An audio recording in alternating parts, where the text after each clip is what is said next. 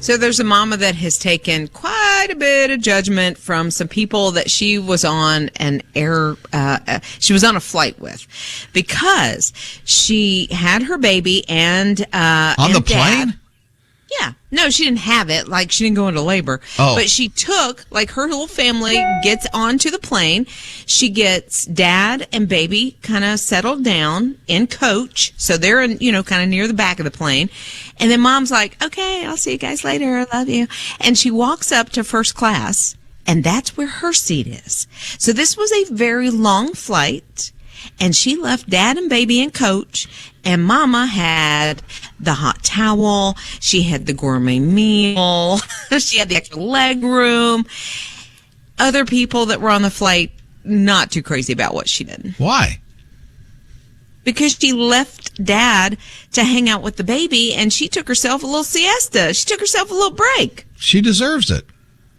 So I see where you're going there, and yes, every parent, but doesn't dad deserve a break too? Here's what I think. Okay. If they wanted to switch and maybe dad got like half the flight in first class, that would have been cool. Do they let that happen? I think so. I mean, you can swap seats. Yeah, on flights. You can do that on coach, but can you swap a seat with like a spouse who's in first class and you're back in business? Well, I've known that people have given up their first class seats for members of the military or for other people. And so I would think it would work in this situation. Yeah, probably. I don't know all the legalities. I don't know. I just feel that the mom needed a break. And I'm okay with that. Okay. Wow, Liz is rooting for the dad here. So I'm rooting for not only dad, but like mom said, I needed a break. Yeah. Like I wanted to just chill or whatever. Maybe they came to that agreement. Okay, cool. But so she didn't want to, but maybe baby wanted mama and pitched a fit. And then everybody in coach had to deal with mama not being back there. I'm seeing. I have a feeling if the baby was really needing mom, that she'd be there for the baby.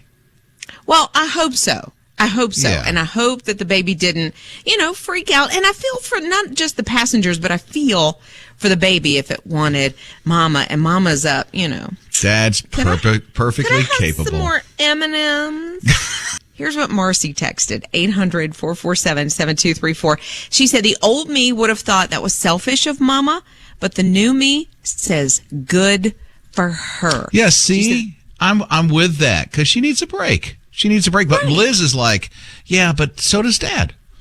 And that's where I'm coming down with this. So Holly texted as well and said that I'm not giving dad enough credit. And okay, and I see that, but I think dad is fully capable. I just felt like he deserved the break too. So and we don't know if they switched during the flight or what. But what I had seen on mom's video was she's like, I just wanted the 11-hour flight by myself. 11 hours. They were going to Paris. Right. Wow. So, but Eleanor texted, here's what she did. She said, I did the same thing as a mama with first class. My husband and children sat in coach. I got to spend the entire flight in first class because my husband travels for a living. And he gets to fly first class pretty often. So he gave up the first class seat for her so she could go and relax. And he took care of the kids. An amazing gesture. 800-447-7234. You should see some of the texts and the open mics that are coming in about this. Yeah, Nancy texted and said, okay, here's a scenario. What if mom's company paid for her to have a first class seat and they paid the extra for the husband and the kid to tag along? And she said, I'm with the mom. Sorry. Like, oh, absolutely. Like, I'm with the mom in this, but only, I think, if they would have maybe swapped off. Maybe she got half the flight, dad got half the flight, something. Yeah, you never know. I just feel like he was left out in the cold. The poor guy. Yeah. So here's a couple of open mics that came in off the My His Radio app. Here's the first one. I'm rooting for the mom. Maybe she's a stay-at-home mom. and the dad's gone on business all the time. So this was his chance to bond with the baby and the mom to get a break. You go, girl. Okay, there's a little bonding time for dad and baby. Well, I totally get that. Yeah, Mom said she just wanted a break for 11 hours. Literally, that's what she said in her video. Yeah, that's kind of a nice break. Here's another open mic that came in through the My His Radio app. Hey, this is Tony. Maybe the mom and dad had an agreement that mom would fly on first class going and dad would fly first class coming back. That's a possibility. We don't really know. Then dad would get his break. Yeah, all these unanswered questions because we only know one side of the story of something that was posted. Yeah, because Mom did a video. We never heard from Dad. He's still changing diapers. Rob and Lizz. His morning crew. So if you go into certain hotels, or there used to be in the mall around the corner, one of the stores that you would walk into and they were pumping in like fragrances.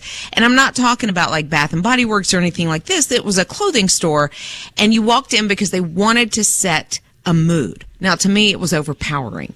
But there are offices now that are starting to pump in different fragrances. They call it a perfume, but it's more of a lighter to sort of set the mood. Like if it's something fresh and floral, it can make you feel a little happier, a little more energized. And so that is starting to happen at different offices around the country. I would walk into that place and begin sneezing immediately. Yeah, I don't know how they're going to overcome that because I immediately thought of Rob. I mean, I did when, and then we have a couple of other people here in the office that have those same types of allergies. For me, I would love it. It would be glorious as long as it's really light. Here's the thing for me. When I enter into a place that has a lot of fragrance, I start sneezing and it takes about 5 minutes and I'm done. Completely done. Okay. So you can get through it. I get through it real easy. It's just the initial walk into the room. Like, what was that Bath and Beyond thing? Bath and Body Works. In the mall where you walk in, it's just like fragrant overload. Yeah. Oh, but there used to be a clothing store and I can't remember what it was. I don't think it was Banana Republic, but anyway, it was something that looked safari-ish, and you could smell it just permeating out into the hallway at the mall. Could have been. I'm not really sure. I didn't go in that often. It was just like you could smell it outside, and I thought, oh, I could not work in there, and I don't have allergies. Right? Yeah. So I guess it would be initial shock for the first 5 minutes of just walking into an office that smells like that. And then I'd be okay. I just have to blow my nose the rest of the day. Well, that's pleasant. Here's what came in recently through the My HISRadio app and the open mic. Good morning, Rob and Lizz. It is Abercrombie. Absolutely Abercrombie. I used to get a headache going in there with my kids. Have a great day. Thank you. I'll tell you what she's talking about. Liz was trying to remember a name of a store in the mall that had all these fragrances because now offices are starting to do the fragrance thing, which if I walked into one of those offices, I'd start sneezing. And then Liz was talking about a place in the mall she couldn't remember the name of. And that was it, right? Yeah, I think so. I remember specifically where it was in the mall. It's not there anymore. And like her, you couldn't even walk in. You could barely walk past it without it just permeating out and being like, so yeah, I didn't go in often. Right?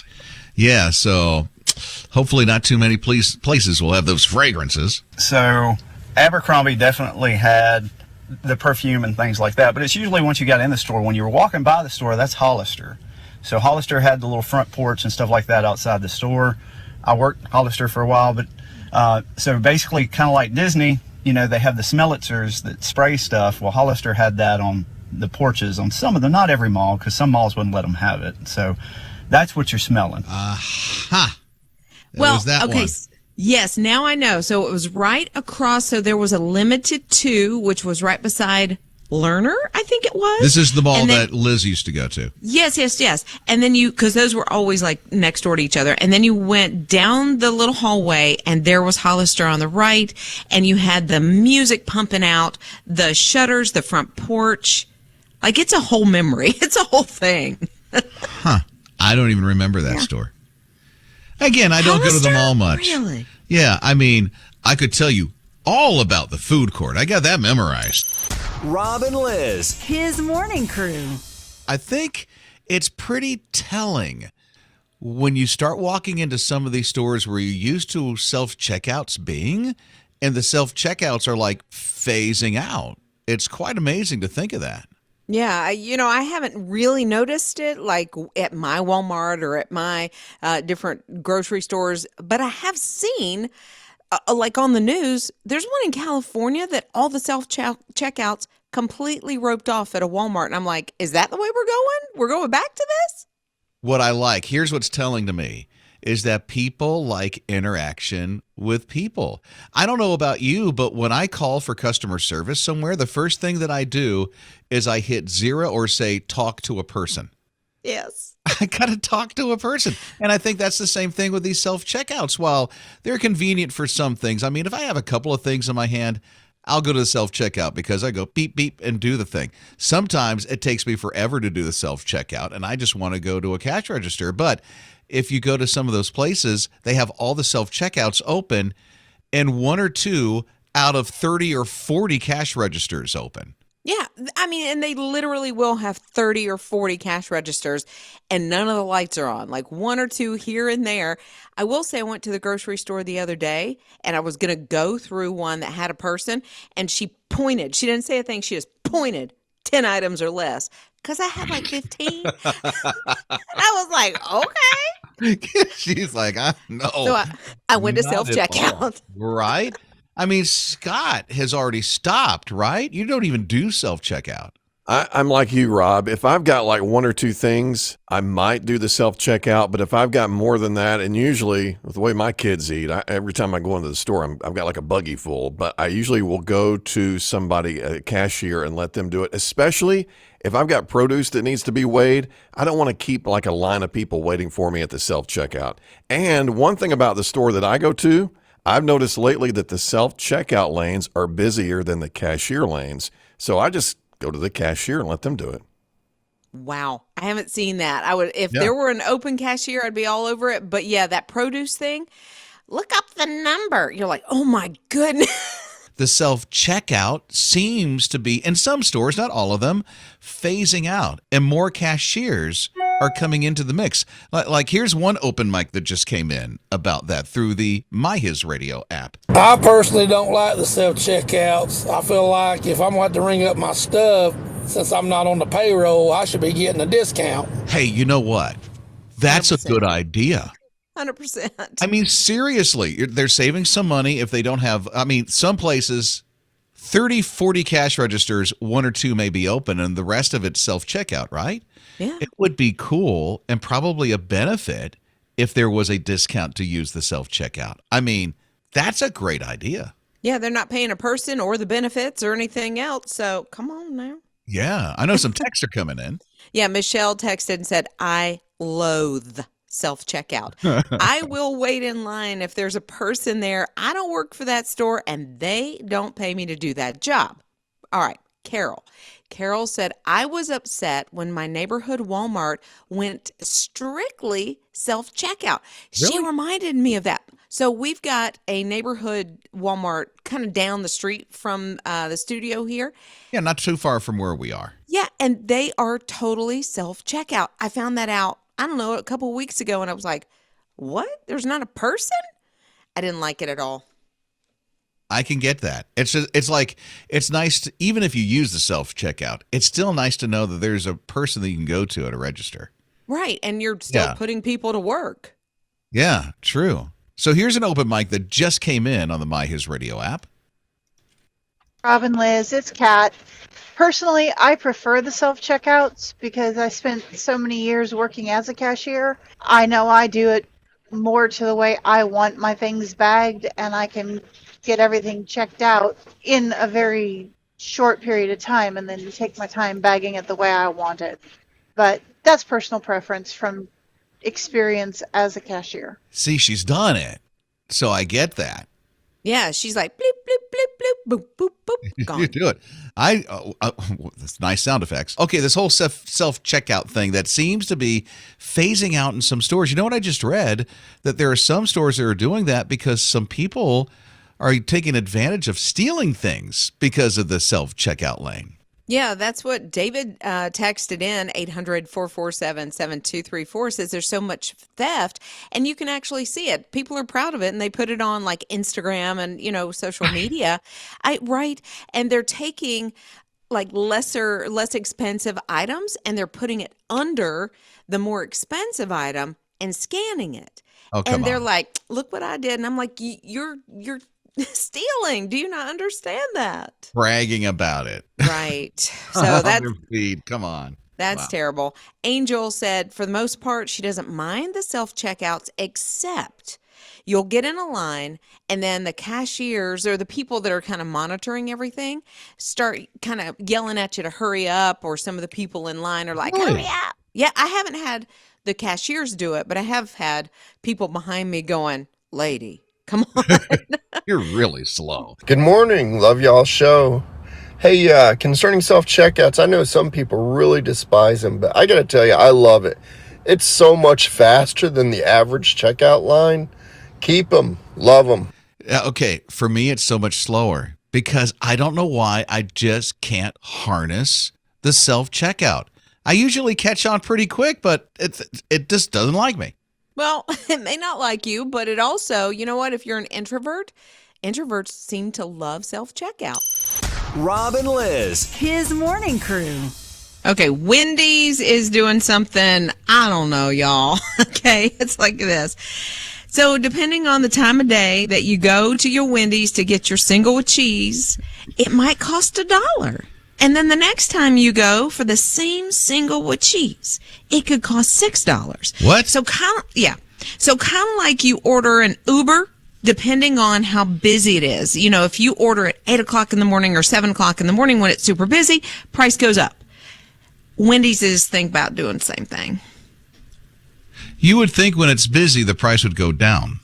You would think supply and demand and all, but no.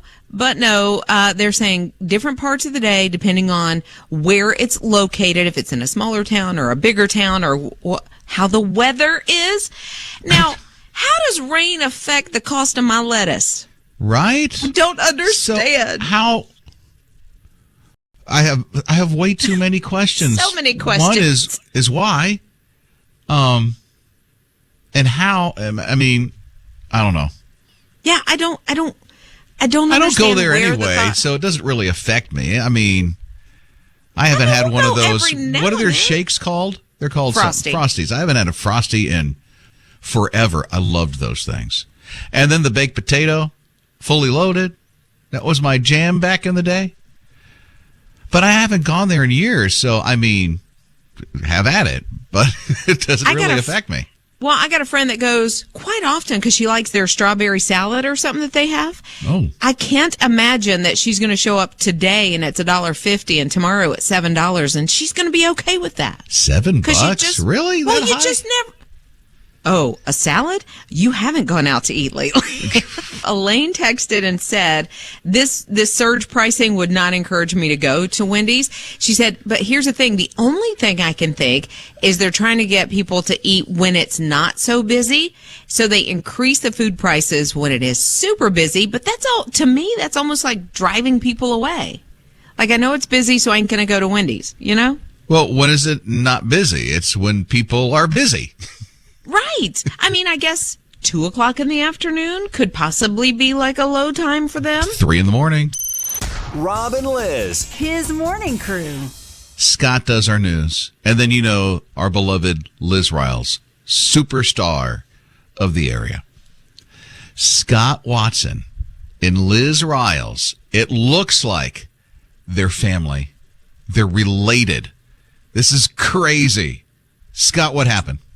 Could be. So I was talking to my dad the other day. We were talking about lineage. I just took an ancestry test because my mom is adopted and I knew nothing about her family. So I wanted to get a little bit of a background. So we were talking about family and everything. And he said, your grandfather's grandmother, I think that's right, was related to the Riles family in South Carolina. And I said, Riles. And I immediately thought of Liz. And I said, well, how do you spell Riles? And it was Ryals. And then I'm asking Liz about Joey. And I'm like, where is, the Riles family from? And she said, I believe, Cowpens. So it's possible that my family and, their family are related. Wouldn't that be cool? Yeah, so I don't know about specifically Cowpens, but in the upstate of South Carolina, like his parents live in a town called Lyman. And so, what? Cuz, what's up, cuz? Isn't that funny that Scott could very well be related and be an in-law to Liz Riles? That is craziness. Yeah. So when are we getting together? Family reunion. What are you bringing?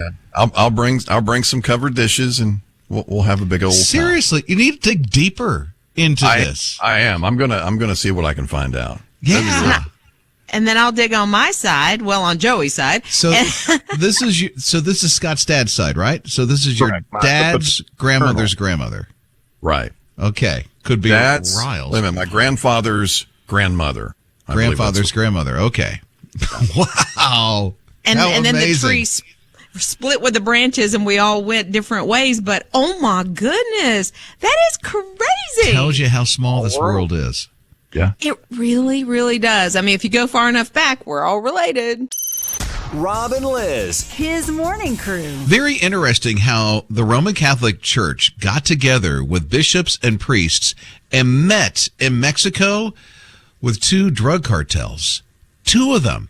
They noticed there's just way too much violence. There are too many people that are losing their lives. Let's see if we can act in peace.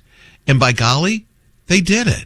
They're able to get everybody taken care of, and they're working on being more peaceful, at least staying in different territories and it not being so violent for people that are in those communities.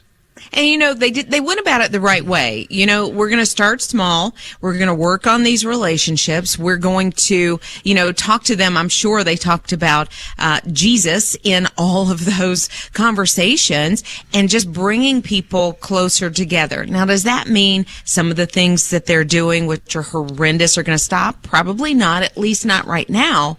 But you got to start somewhere. And they just want the violence to stop and be at least minimum because too many people were losing their lives. And so that was one of the things they wanted to make sure that they took care of. And how gutsy of the church to do that, just to go, let's see. I'm sure there was a lot of fear walking into that because they're meeting with a drug cartel, in Mexico. But these priests and bishops, they're just like, okay, we're all prayed up. Let's meet. Let's see if we can come to a common ground. And they're making some steps forward, which is so good to see. Yeah, it's taking that bold step in faith to do what you can to bring people together.